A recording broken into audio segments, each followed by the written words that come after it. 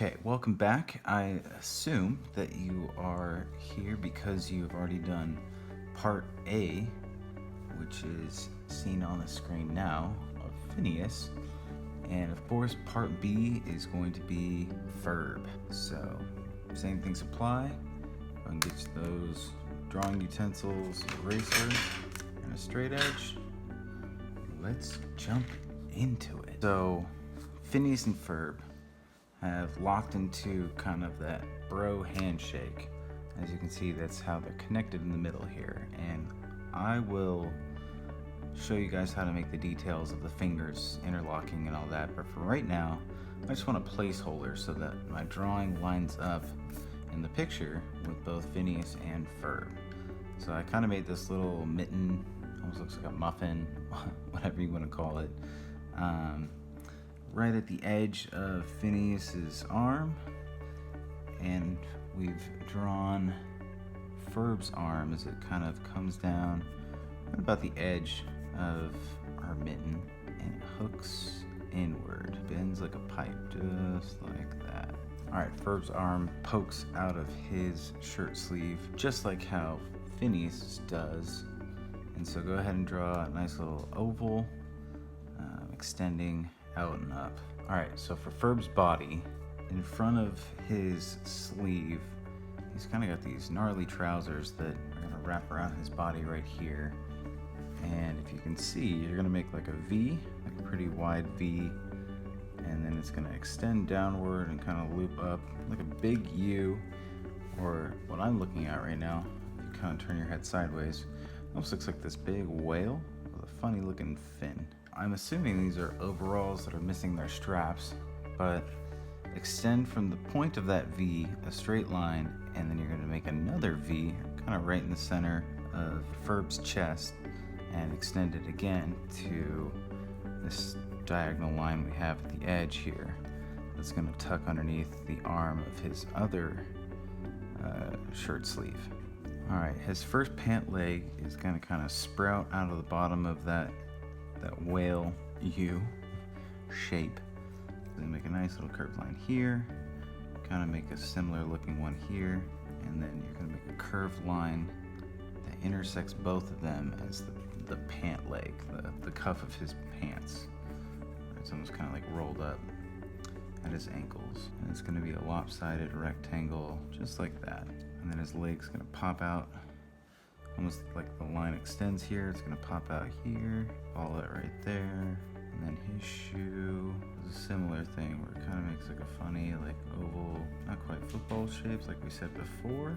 It'll look just like that. Second pant leg is going to have a similar shape, but it's going to kind of sprout out and extend this way. And you'll need to erase part of the body we made here. Can't remember if I've already mentioned this or not, but if it looks messy to you guys and you're wondering why I have so many lines, it's because, you know, when I first draw the shape or a detail, I don't always get the shape right, but if I go over it enough until I find a shape I like, I always know that I can go back and erase or trace the shape that I've made that I like. If you haven't already made the top of his sock, go ahead and draw a line through his leg there, and there's going to be another one right here, and his leg's going to kind of follow this arc, and I ran out of room for the shoe, so we don't have to worry about that. So next, you're going to want to draw his chest. The rest of his body kind of comes out of his trouser here, so draw a line up, and it should kind of meet right at the end of that V you made right here. The way that this trouser wraps around his body, there's a line kind of right here, and you want to erase inside your V where that line extended across. Like I said, it kind of wraps around his body. The other side of his body tucks up into his arm right here, and then the sleeve of his arm comes down like a big noodle, and then this sleeve opens as well, but the opening's a lot skinnier than this one. Just note that you can make a pretty small oval flat circle there, and then come up and stop right above the other side of his arm. So next we'll have Ferb's collar, and it's like a mountain range made out of two different sized triangles. All right, so you've got one triangle right there it's shorter and less wide. And this one here, and this one, you can see it extends way out, but it should almost kind of line up with this right here. All right, and from here, we're gonna take Ferb's neck / mouth and chin and extend it up into his nose. He's got a nice big block nose. This almost looks like a half of a T, if you kind of see that. And then right in the middle, come down a good length, and about here, make another triangle, and make it slanted here, and then make it straight on this end. And it's gonna extend inwards, and we're gonna get rid of this line, and that'll be his lip. Just like that. And his nose is gonna come all the way into his face, where his first eye appears. And again, it's gonna be another kind of egg shape. But the weird thing about this eye is it's smaller than his other eye. So as you can see, his nose makes this big old kind of rounded block. It's gonna extend all the way into his face, and it's gonna meet the edge of his first eye, the eye that's closest to us, I guess. And that one is and that eye has got a nice kind of rounded egg shape as well. But the odd thing is this eye is smaller than this eye on the outside. And this eye is it's gonna pretty much be a bigger egg shape that grows out of the top, and it rounds all the way into the side of his nose. And then you'll go ahead and add again 2 small circles inside. They're gonna almost line up right about there, and then add another small circle on top of that. So we're almost done. And if you see, the back of Ferb's neck and head pops right out from here, extends up almost halfway through where his nose is, and you've got an ear. It's poking out the back here. It's got that same detail as Phineas. And then it'll extend through up to the top of his eyeball, if you see that, and match on the other side, just like that. All right, so I know the hair's a little messy, but it's got this big claw wave that extends out from right above the middle of the eyes, or like where they kind of meet or whatever here. And then it hooks up kind of straight, and then it hooks in again, and it meets this one right about here, and that one hooks out like a claw there, and it arcs back towards the middle, and then it meets another one right here that's kind of above. So these tiny little ones are kind of in between the 2 edges of his head, and this one points at the big eye, this one kind of points just over the edge of the small eye, and then it extends out and down the back. It'll hook up like this, and then the final one will arc off the top of that and connect to the top one. Hair's always a little bit hard, I find, and it's one of the things that Mr. Phelps is not the best at. And that's okay, because I try my best, and you should too. Okay, so it's looking like the arms and the hands are the last few details we have. So if you'll notice, especially with bodies, the position will always kind of follow the direction of the rest of the body. So his arms both kind of angle out. In this case, this one slopes up, but this one comes down, and the arm will come down with it. And then his palm, the top of his palm starts right here. His little thumb hooks out right there for the thumb. It curves in. You're gonna make another noodle sausage here. You're gonna have another one that comes out right there. And this little piggy is tucked behind the last one, like that. Might look a little funny. Just do your best. Again, you can use my strategy of making lines until you get a shape that you like, and then you can go back and fix it later. All right, so the top of his palm is gonna slope down like this. It'll kind of round out right there for the thumb. It curves in.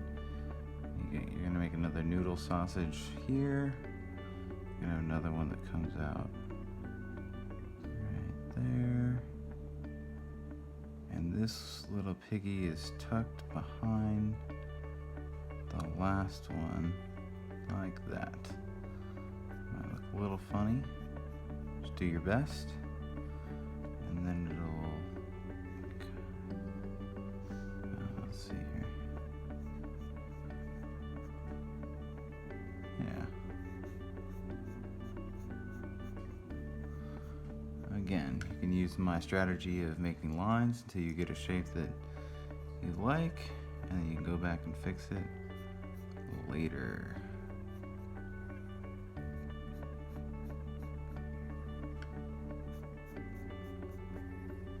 Okay. Alright, now that just leaves Phineas and Ferb's handshake. And it's gonna be weird, but you're gonna go ahead and make a tiny little circle here. The thumb kind of comes down like this. And then that'll kind of connect to itself right there.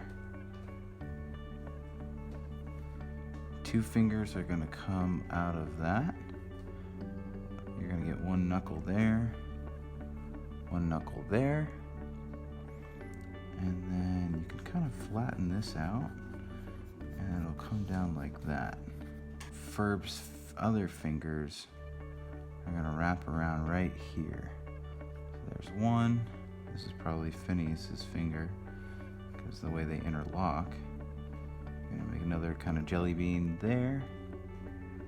And then the last one is gonna tuck behind that thumb. And there's one more finger that kind of pokes out right there. So hopefully that makes sense. Make sure that arm is connected. So that does it for Phineas and Ferb with their awesome bro handshake. And I, of course, am going to trace and color this in to give you a better idea of what it can look like when it's all cleaned up. But if you are fine with leaving everything in pencil, by all means, you're welcome to do so. The only thing I ask is, just like a true artist, we're gonna get a nice permanent marker or pen of sorts. I'm gonna go with right here, and you're gonna give your drawing a nice professional signature.